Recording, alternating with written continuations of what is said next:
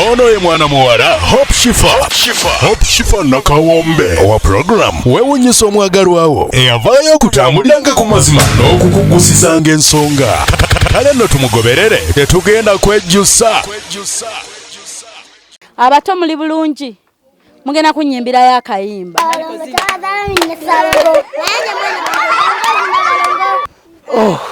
Omutima guli wano. Ojanga omusumulule. Bambire kandabeko.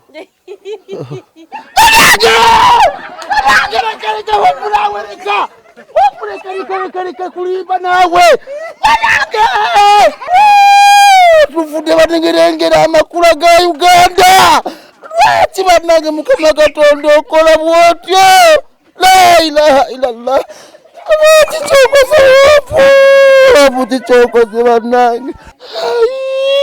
Munawere kulimba. Wapulimba lengira bala. Bannange wopu nawe. Nolaba amakula ga Katonda galese. Jamiru tudda Kampala. Newe okusula weewali. Hope Shifah nakawombe owa program weewuunyisa omwagalwawo okujja okutwetikkiranga essanyu. Thank you. Weetuli nnyo.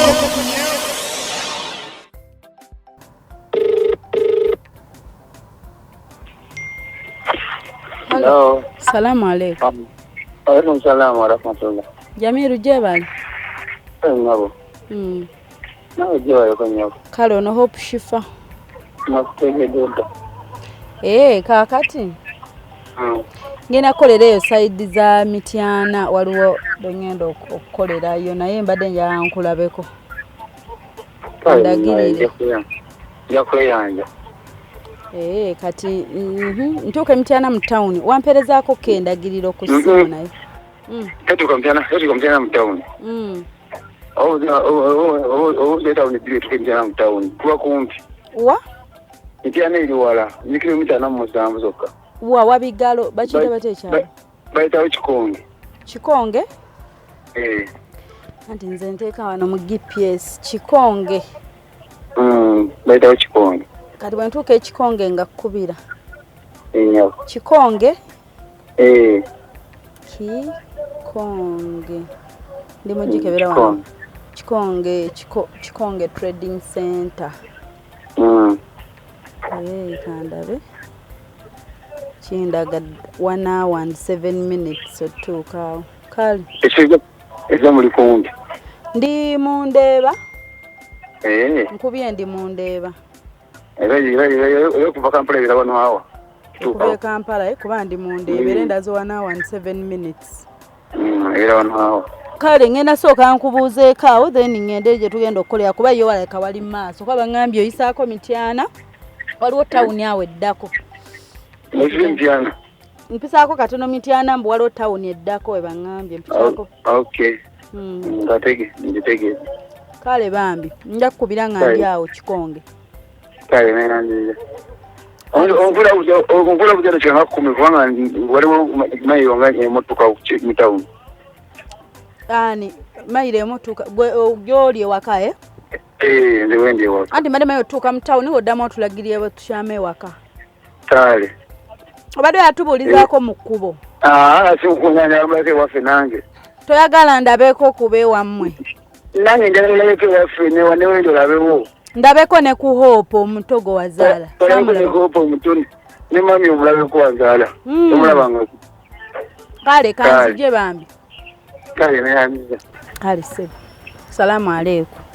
Alaikum salaam wa rahmatullah. Kale nkasita tumufunye. Hope Shifah nakawombe mu program weewuunyisa omwagalwawo tunywerere ku ye tetugenda kwejjusa. Naye so surprise ataka tazileta hatataka ondinanze hokoza birungi kyenda sobi aibine birungi rwenda kulukumi kuwadde rwenda olobulabo bwakumukumu moto nabu surprise ekisooka wantegera kuva ku kagere paka jinkoma chokumanono bandi awona leta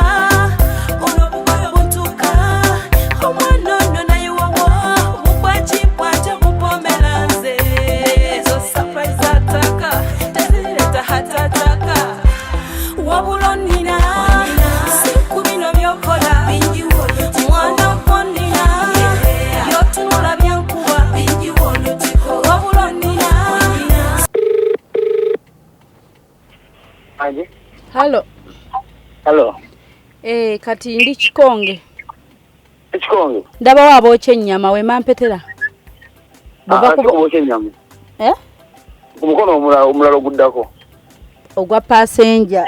Ogwa driver. Kubanga oyo bagwa passenger yo nayo kyennyama wano kati tuwete kuli kugwa drive. Kumukono gwa driver. Kati tujje mpaka wo. Mugenda kujja ku masomero kingawo. Kuki? Kukumba ku ssomero ly'ekisaana. Kati ngera pekinga kutumirawo ogulwa. Ku ssomero ly'ekisaana kati ovuga bose tu okusomero ngera nange ndi mukuba nzijja kati bapikingawo. Kale mune twasoosa nti nagambe kansooke nkole lumu. Nakitegedde. Kati nsoose nengana nenkola nendyoka nkyuka. Okay. Kale katujje. Ayo kanjye. Surprise bannange tugenda ku surprisinga Jamiru obedda niwe mulaba twetala mulabye olugendo ne mwebuuza Shifah aliwa aldawa alagawa muwulidde endagiriro byonna tutuuse tugenda surprisinga Jamiru abasinga mwamulabanga natambulanga naye muwewunyisa omwagalwawo Jamiru abasinga mumanyi omwami oyo bambi ng'avuga boda nga nze Shifah yampisa bulungi akaseera ako we yanvuga ku boda ye kaseera ke twakolako ffenna tuba tunyumyamu ne ttiimu Shifah ne mbagamba mumanyi katu surprising Jamiru tugende yafunamu awo embeera teyagenda bulungi nga mumanyi ebya covid bikyawo baate ne bagibba gye yali avuga bambi n'akwata famire ne badda mu kyalo ewaabwe so kati tuli muno nayo Jamiru tumukomyewo business tugizizaawo ewaka walitukira we wali tulaba ate ekiddakaawo obedda kwe kwetala okwo kwe mulaba mikwano so tulina wano byetugulaagulako ebirala kabiggwe tweyongereyo ate mubeereeko temuvaako buli ku Baba TV nene Jamiru gyo kuba musiraamu naye owina beteraawo gwokyali wano zambadde ntataka affe tusobotuuka ku ndagiriro ate nyina ennamba ye kuba njogedde naye endagiriro esotutuusa tuwete bwe tuti muwetaawo we mutyo mugobe ekyo ekikubo kyokka kyokka mujja tukeri kukubedde tonaakubye mumpe Jamiru halo mulabye mutoowo naye ffe tujja tuuka katujje kuba ali mukanika piki katujje tujja labayo kasa naye ayongedde otulagirira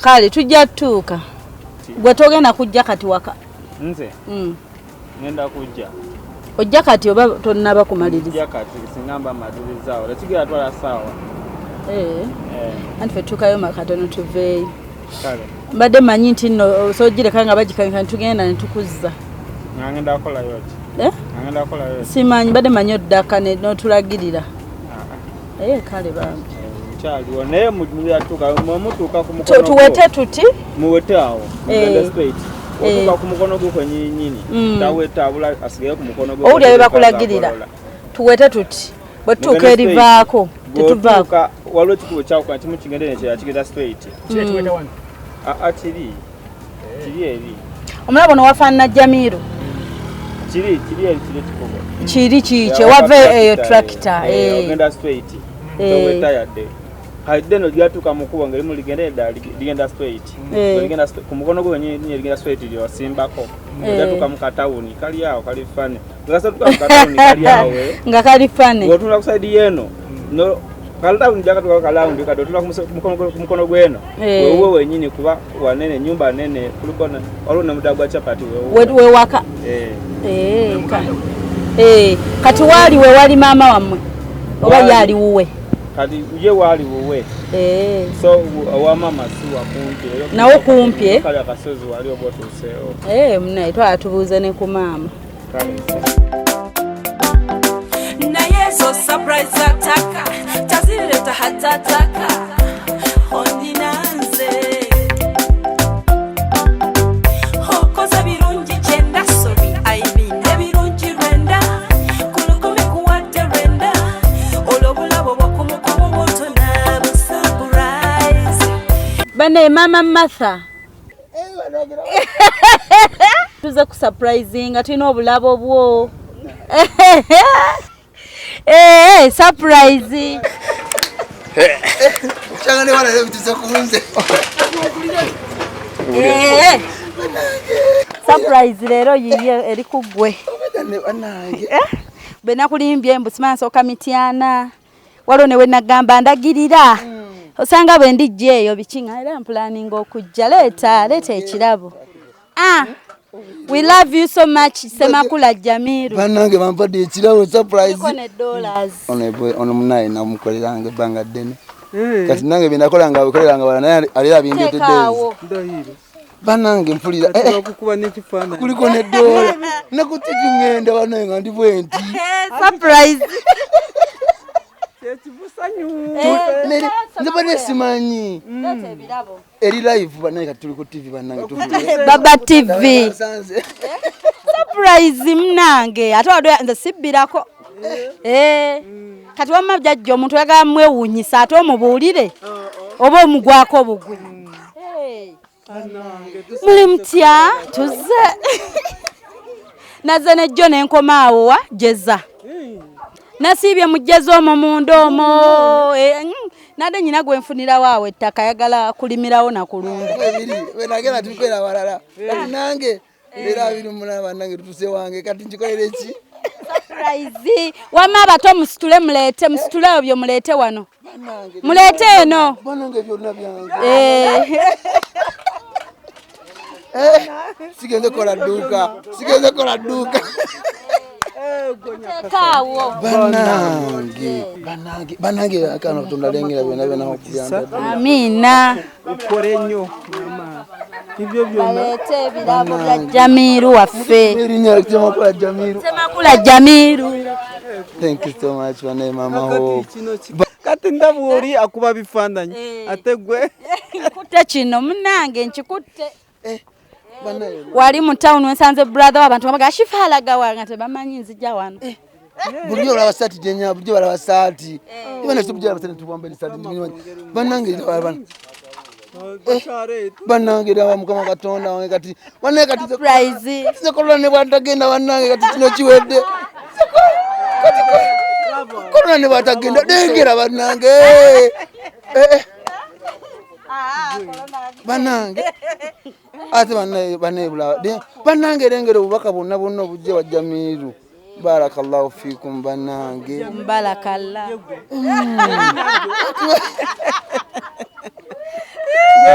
Banange. Negolozani akikoze. Mama yakiri wano. Jamiru. Tusoose birabo lozani akikoze agambye I love you Jamiru so much. Oba wandidemu olukwe mukazi gwe wange gwa bikoze. Anga abanyokola ebintu mungu kutu mukazi gwe. Akukuta. Oyo mungu yake mukukutira yo ne hope mwe. Mama ndoza nti olwa erinya de wamuwa omwana. Oyo yanzalira ddala emange. Mama mune tusanyisa okusanga. Oba fa abasanyisa omulabo oba musanga. Kati nangera bintu yankolera abalala. Naye tubere tutwalanga balala munaye nga tugende eyo ludda wa jinja wa kati leero bize wange. Kuno bamama batuule kuno. Fikum barakalla. Jango tuule. Mama. Kati ekirabo ekiddako tutuule tufune ekirabo ekirala.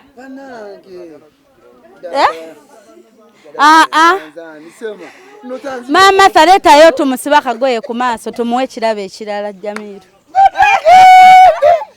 Wanje wono nekira kisinga kwano. Era kiringa bino. Naye twagadde tuteekemu obukodyo. Togenda kunsula ddalo. Tuula. Wanino kwantule. Tuula. Alikekite bagitwala wana bano bamanyi. Era de mama. Siweta nno nnyabo. Bulungi. Sinza butakwanjula jangu muganda wange. Munaye. Omukolo olwo gutandise jaffe gigwa bu. Naye kulage mukama wange naawe. One naye mukama wange bambi. So Faruku jangu. Kino sikiraba kiraba kubanga mpulira ne gyendese ku site. Bana kwegera batyanga tebalabye kubina ebintu. Obaleseyo ku site. Banange. Mbaddawo nga nzitukanga ne kanziruke. Ngenza kupira ku ya muto wange Julius oyo. Nangamba emoro kanjira wano ya hopu. konzo emotoka ginyweze oyo nyinyini gwe wakonkone obalagirire konze kanyambuke ndayo mama Martha bannange katinga bino bina byeninda ngatuze kunoonya munnange Muhammad Rasulullah bannange kyekyo mane mama Martha kyenva nkwagala bannange mama Martha manyi twete twerabangako kituufu wanje nga nazunza Jamiru nga tuzunza bannange kati wama musibe nga talaba Semakula wanje bannange tazamatooke ezo bannange twagala alabe tumusibye surprise surprise tamukwata ku keki banaye tamukwata kabaana tamukwata ku keki mbega alaba nadda sina kyenda banaye mpulira Semakula bakuwakambe wanje bakuwakambe osale enkoko ezo tugala kulyako ku michomo sawa zino ne bannange hopu wanje musimuno kiche ndiyerabira oli mugole obugole obugwi naye awo togwa mugole wetegeko sumulula amaaso muveeyo abato enkoko ezo tezibalinnya kale etokikola awo wennyini awo jangu omusumulule 5 4 3 2 yimirira Jamiru omutima guli wano muveeyo abato guguno guzeeno gira 1 omutima nno gumukuba kanda yasibye nno ye yasibye bulungi naye nno naalayira obutakusumulula mwegayirire mwegayirire bambire kandabeko musumulule surprise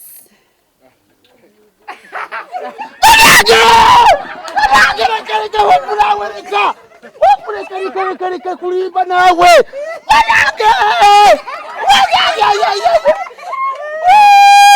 tufude batengerengera amakula ga Uganda lwaki bannange Mukama Katonda okola bwotyo la ilaha illallah abutichokoze bannange abutichokoze bannange chichezi bannange munawere kulimba wapolimba nengira balabala bannange wopu nawe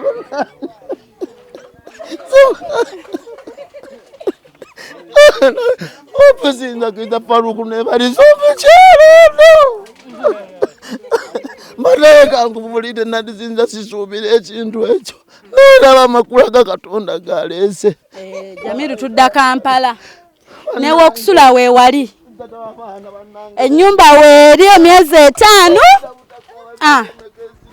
yes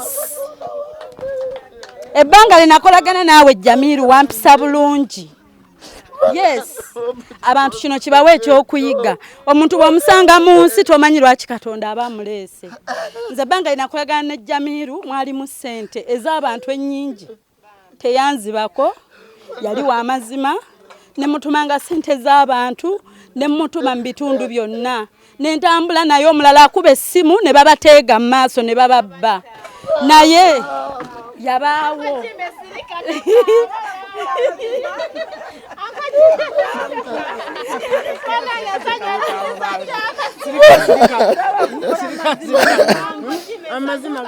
nagere bulira olesanyi werijiwa nolanga olina kaaba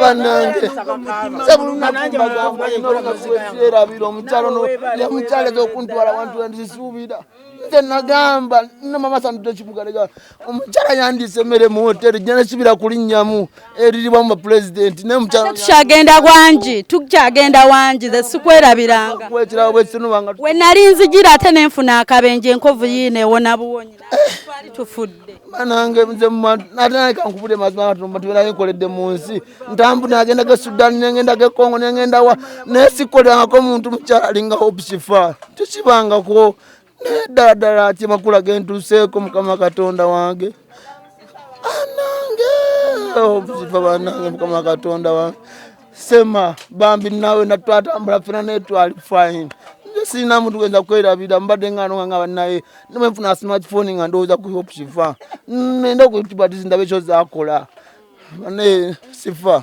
sibiraga abantu banaye zo akwerabira mu musi ya Katonda muntu Shifah sente deye Kampala tukole banange la ila banange nda kukola ekyo kwa kukola kyo oyagalira wojira ewaka wewali tandika obulamu bwoba omulamu toweevuma nsi bananga tunatali anguze lwaterabira naye sanyu lyempulira nekironya sijero sikina kwebaka banange pulya njagala nsule nga ndowooza ku kintu ekyo nze nabagamba maso omulaba nasana twagala omuzala nga nkolera omukyalo ono naye nekyewuunya we najja mama okutuma omwana erinnya yamutuma Hope kati Hope nekiza mu luzungu naye nga kiri Suubi okiwulira mama yatuma omwana Martha namutuma Suubi nagawe omwana muwadde Suubi nanda kubira wono nemugamba okimanyi mama wadde omwana erinnya lyo nengawe Martha Hope okiwulira kyo kinagana nga bannaye uno Martha Hope era bannaye bande newunyiza Katonda mukulu bannaye Hope Shifah surprise ze la ila lone Katonda tali anguzi mu bulamu mulimu ebintu bye tukolanga abatagenderedde naye bw'obanga Katonda omuntu gw'obikoleranga mulungi ddala si mubi oba naafuna obusobozi akatono ako asobola okuba nga asobola okujjukira mbadde ngano ne wiki eziwedde nakubirako ku Fiona nenga Fiona yaŋŋamba ne mugamba Fiona toyogera Fiona mutufu kyenjagala okuwolera omutima gumu omanye nti omulimu fakti ne recording zane mga Fiona nandibadde nsanyukanga nnyo nga mpulira nti kati gwe general manager wa company yaffe ya Hope Shifah nenge nga Mukama Katonda kati kino kyokoze ddala niza nti okufukana ntandike nerabire wajenvudde nabagamba mukyalo ono ye wantuna yakatula byesinza kwerabira mu nsi ya Katonda muno twagenda ejinja kusosa vudde Nairo nenga nze nali natuka ddi ku mazzi wegasinkanira ejinja nali tuuseewo ddi naye yantwalayo Fiona Jamiru nakubuuzaako Fiona banaye waninzibiddeko ntikifaikira kujakendo banange Fiona naye neyanziza bambi obwesigwa bwolina nsingiza bande njagala nebalize mama wa Hope naye alina ebigambo byangumyangako nanga muntu Jamiru mami naye abadde amanyi era ye mukazi yakyasinza okuba abamingangumya nafuka omuzadde wange e Kampala nenga banaye ekirungi family gye nasisinkananga ne family eyagala nnyo abantu ngerange eyagaliza Fiona neyanziza mukwano obale kubeera na bwesigwa banange banaye Fiona kiri wano kyo ekiri wano simanyira kumanya kikyendi basasulamu network banaye Hope Shifah wangi samakulagira tusalekeka abantu bagirye era kayina emyaka 10 maaso okujjamu gyerabira teri erabirwa eno kyemmanyi bannange simanyi nakumanya ngambye no brother wo sokolekeko wano piki tugende naŋŋamba sigendeeyo kati nkoleyo ki nenga owaaye kamuleke bannaye Julia Kabula era nga mugambe mugambe nti jangu tugende olye keeke surprise bannange lengera keeke iriko ne zidoola ezo nkwagaliza dola mu nsawo era kagawala mu nsi ya Katonda muguvama mama wallahi ngenda kukola sente enkulongoseze ennyumba yaffe sijja kukyerabira ekyo ono omulezi omuntu asinganako nga nanagira nanjako ne kudduuka kizza nongamba brother wo mami we somulaba nagala nemba ndi mukyalo naye ekikwatagana ne Hope Shifah ntabuka nenkola ki wenawulira nali ku YouTube mwagaka nga manzo funa esimu nempulira ekishoje wa ani ani Rachel Namiro jasibwa nuwa so twali wano ekiro wano nga taddeko kusimu tulaba YouTube naye abantu comment bayomba neyaddamu nodda ku TV n'okubira abo e Bulaaya bonna nenga singa banaye wankubide nenzija nekubolu yakawala kulwatiseka tikogera mazima geri eggwanga ne banaye wallahi simanyi Kampala ngenda kujja ntandika enjiribe gavumenti ebyo nabe yagala mbirina abajije yagala tunatuna batubanja ku pichi kitali nange barakallahu fiku Shifah Allah agena kukolera buli kimu kyonna kyagala mu dunia muno webale na kukyusa gali banaye gali kati yo kama natuweyo munange banaye katona byakola binene kubangeze kulenga ndawe nega black mamba bike konze baneto banga yeyo era mbade ne faru kuone katubiri wansi namba empye fulumancha naye ngamba nedda tetumanyi byancha katugende rero kasana eno namba mpya omugagga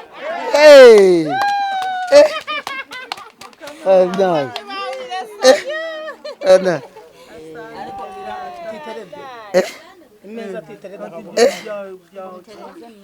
banangira we love you so much Semakula Jamiru anangane yanza tetuse kuba fana ina keki yo obo oyagala kukyusako kwemo obudde wanji tukwemo obudde nkyuse ku ngoye bwoba kyoyagala kisoboka tidda kale katumuwemu obudde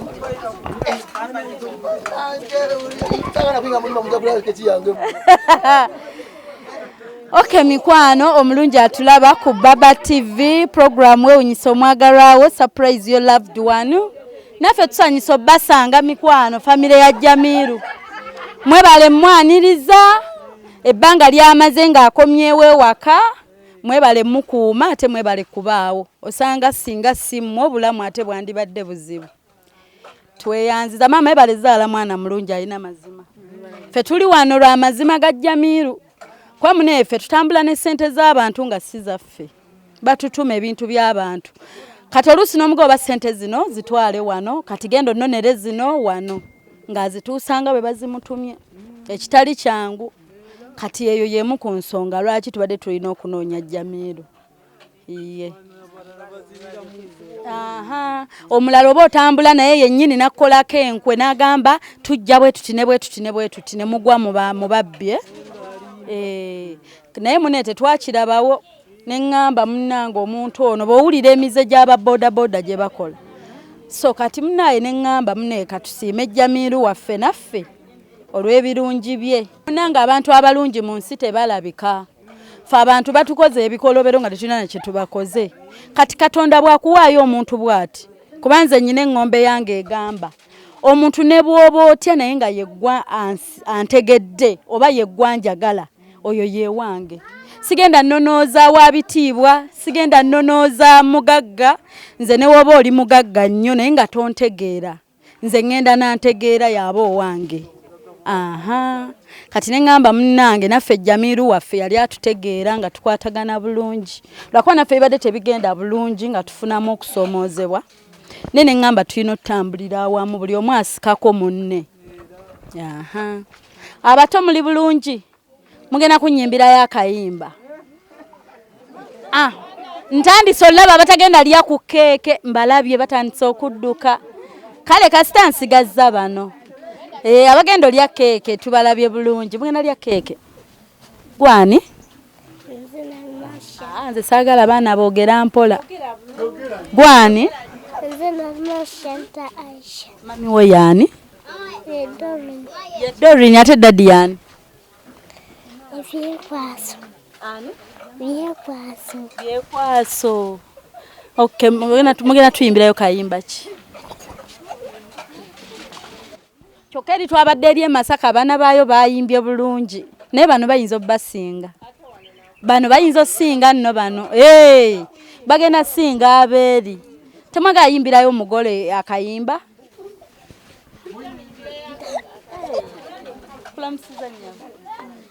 temwaga tuyimbirayo kayimba wamma tolya lugoye oli otya gwani yegwa Jamira kayimba kikosinga okwagala Jamira nje nanyombi Jamira ke kayimba kosinga okwagala nanyombi Jamira gwani wamma jangu mbuzeeko Gwani? Gwani wama? Aba. Likomao aba.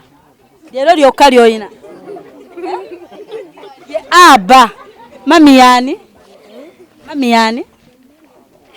Mama onziruka ntiisa. Omugole wuyo. Tamuyimbide omugole akayimba. Happy birthday to you. Happy birthday to you. Happy birthday to you. Happy birthday to you. Batuufu kuba mugole bakuyimbireyo kayimba ki kuba bo munebo balaba keeka abaana bamanye happy birthday. Omugole kasaba kayimba. Kayimba chike baba bakuyimbirako.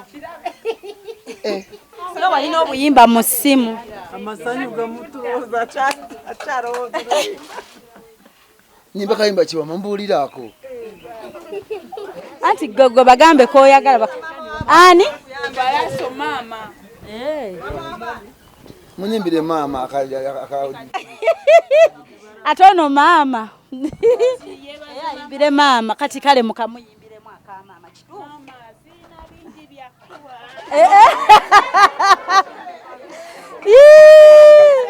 Yibanange. Mama muyimba kwa Sina bingi bya kuwa. Omanja yo mutwalo nga sinava wano jangu. Mama sani wanja kuwa ntula. Umama, umama, webale mama, umama, umama, umama, webale mama. Nawe ina yakako ona manja ebbiri. Mama natawana nnyo okundabirira. Nze ndi muwaki mama, nama ndi mwebaza ntya. Omukwano ogwa mama tegusangika. Teyebaka nakwata.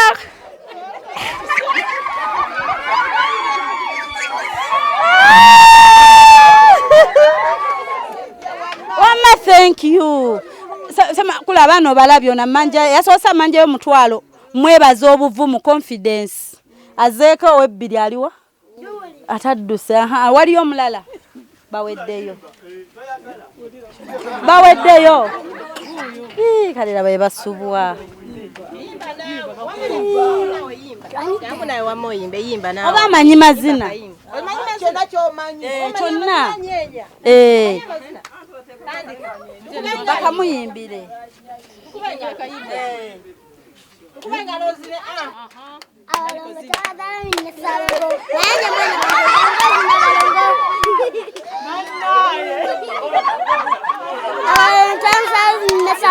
Manja mwana wange jangozi nabalongo longo twasala bibiri nnesalongo manja mwana wange jangozi nabalongo longo twasala bibiri nnesalongo manja mwana wange jangozi nabalongo manja mwana wange jangozi nabalongo. Akayimba akani akakuyigiriza Tewali wakajjawa kusimu yani ya mama. Akayimba akajja ku simu ya mama ako akabalongo. Okay, tweyanziza. Obuyimba buleka buweddeyo. Buweddeyo buyimba. Kale katusale keeki yaffe. Kino kyo banaye makula merere. Chala Jamiru sembe yatusale. Naye nebaza Katonda kula bino byonna. Nebaza Owa Shifah. Nze mbadde sikirangako ekyokuba nti bosi ayinza okwagaliza omukozi bwatyo. Bangi babikola naye tebabiraga. Naye weewulaawo obuddeyo okirage. Ensi ekwenyumiriza mwate bannaye. Nsaba nnyo mwena abaalabazi show za Owa Shifah. Zali mazima. Teziri mu kulimba wadde okukola ki. Owa Shifah ye muntu ayagaliza. Ate ye muntu awabula by the way. Era nebaza aba team Owa Shifah mwena abali mu Uganda ne up country. Abali Oman, Dubai, wona America wona mbebaza mwe bale kuwagira Owa Shifah ate mwe bale mwesiga kuba naye atuukiriza mutumye. Nenebaza abaana bonna bakola ku maduuka obushifa bami bonna mbakutya kintu kimu babeere n'obwesigwa babeere n'amazima bajja kulaba omusana. Barakallahu fikum nache munkoledde Shifah nsaba Katonda akuwangaza ndabira mamiwo mugeye muzadde my best friend ye muzadde Kampala gwe nambulire ekintu nenkigenderako era nenkiwuliza Junior nesijja kumera because mukwano gwange ate muganda wange Semakula gwe sina kyakukolera kubanga gwo okuma obulamu bwa Shifah kati wetu tutali ngojeko Katonda kuya Katonda soka nabakuma mwenna ate nawe n'omukuuma kubanga atambula ali mu mikono gyo era bambi genda n'omutima ogwogwana nga gwolina ekitiibwa kidde Katonda. Amina. Kyala Jamiru tweyanziza nnyo byonna kama akuddizeewo mbadde sikisuubira naye wali obuyinza bwa Katonda okituusaawo kama akongera omukisa abadde atambula nga ngamba naye bannaye kino ekisajja nekitambula weyatambulanga negamba naye kino ekisajja oba kitambuliranga wa buli sawa nekitambula nekidde ngamba naye kyekimanyi nembirekeranga awo naye weyatambuliranga Mukama amuddizaawo Mukama akongera omukisa ojje Mukama akuddizeewo tweyanza nnyo tweyanzeege. Okay tuwene maama naye ayogereko.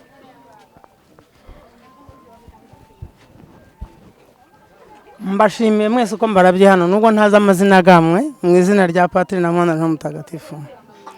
Bagenzi banjye bana bato bana bange nje ndi mama wa Jamiru mwana wanjye wakuna naye yagendaga Kampala nkasigara nirarikiriye ndi kugamba Kampala Jamiru ajariba Jamiru jarajya mukomera bamusibe nkamukubira simu nkamugamba Jamiru riwa nangamba mama nde nini n'abantu ndi n'imikwano jange gututse ubwo ntarinzi ngo mushobora gutuka ya Jamiru ryari kuva mu coronavirus Jamiru turababaranye Jamiru yaza mu coronavirus yasoka niturya bitoke niturya biki nakambwira mama ndi na mikwano naye sina simu sina kintu cyo kugira ngo mushyikirije bari kati nihunyize kugira ngo bangambye mikwano ya Jamirije ku cyaro reba ukuntu ndi rureba konsa abantande mu ndimiro naye banange mukomeze uwo mutima wanyu mutima muzawohorane Jamiru ukomeze uwo mutima wo kutaba kutazana jara ukomeze amazima muri bagenzi bawe mu izina ry'Imana ishobora byose mwibarire dara kwereka Jamiru ku cyari cyarimo uko ari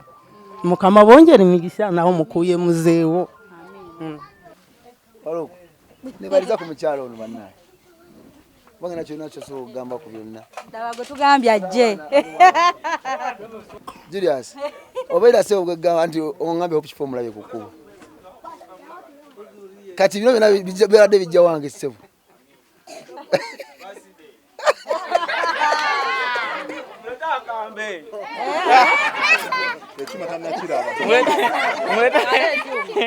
Muleta tuna gali bakalode ayi naye mutulete gali opusipangu ataka mungalo mama de corona tubonge bonzana yomwe bale asoka zankuba kifananye okay na makabodechi sana mugamba mtya tugamba bulungi nyawo okay era tuli basanyufu ngamutwetedde kyuma kino naye n'olwekyo oba Mukama Katonda abongere kite tumanyi nakumanya mukulu wange oli so nkubaziza taata okubanga opusfa mukwano go tweyanziza nnyo nnyabo okujjukira mwami Jamiru webale nnyo webalire ddala obuteerabira Jamiru. Amina. Kale katusale keeki yaffe tubale mukwateko 10 9 8 8 7 6 5 10 5 0 na yeso surprise ataka tazileta hatataka mugenda bocha naye zo surprise ataka tazileta hatataka ondinanze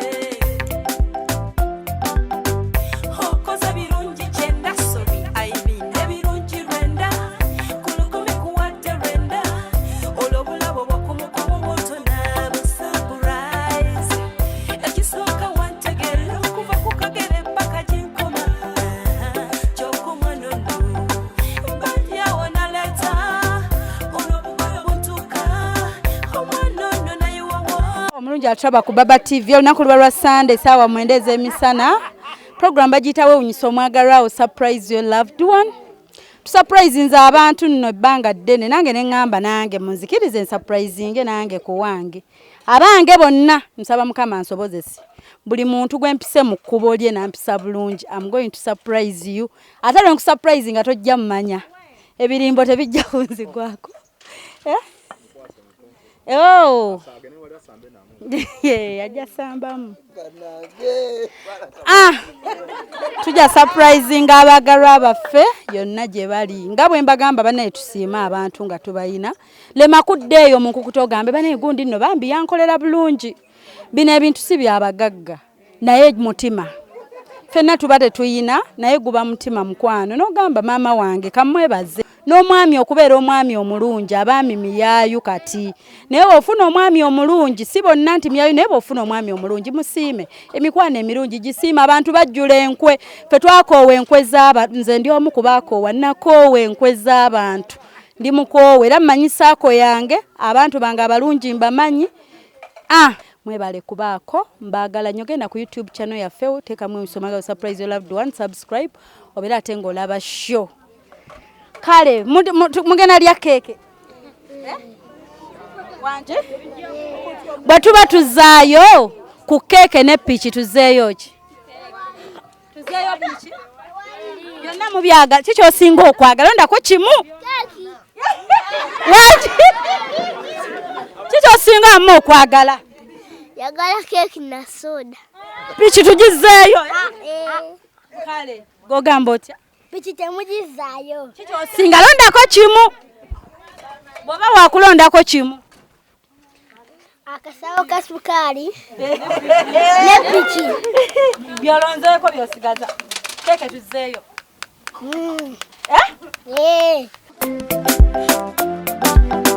naye zo surprise ataka tazileta hatataka ondinanze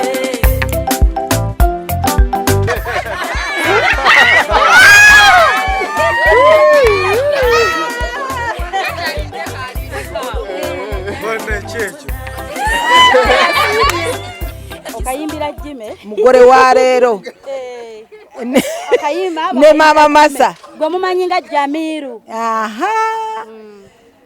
akayimba ne mama we akayimba karunya Rwanda olengaba nti byo birori warabibonye byo birori we yewe byo birori we wabibonye mu mbuga yawe byo birori we yewe byo birori warabibonye byo birori we yewe byo wabibonye mu mbuga yawe byo birori we yewe byo birori warabibonye byo birori we yewe byo imwana Jime wacu byo birori we yewe byo birori mu mbuga yawe byo birori we yewe byo mama Kabode wacu we byo birori we yewe byo birori warabibonye byo birori we yewe byo mama Masa warabibonye byo birori we yewe byo birori we Mukama bampero mukisa amina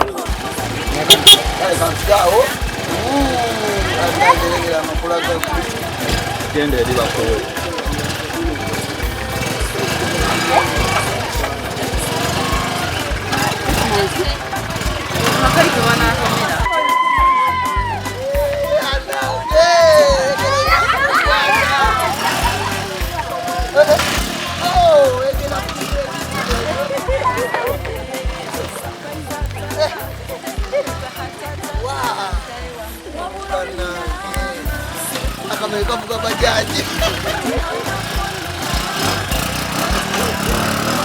bagamba nti bye bye bye bye bye. Oyo yabadde mwana muwala Hope Shifah nakawombe mu program weewuunyisa omwagalwawo tunywerere ku ye tetugenda kwejjusa.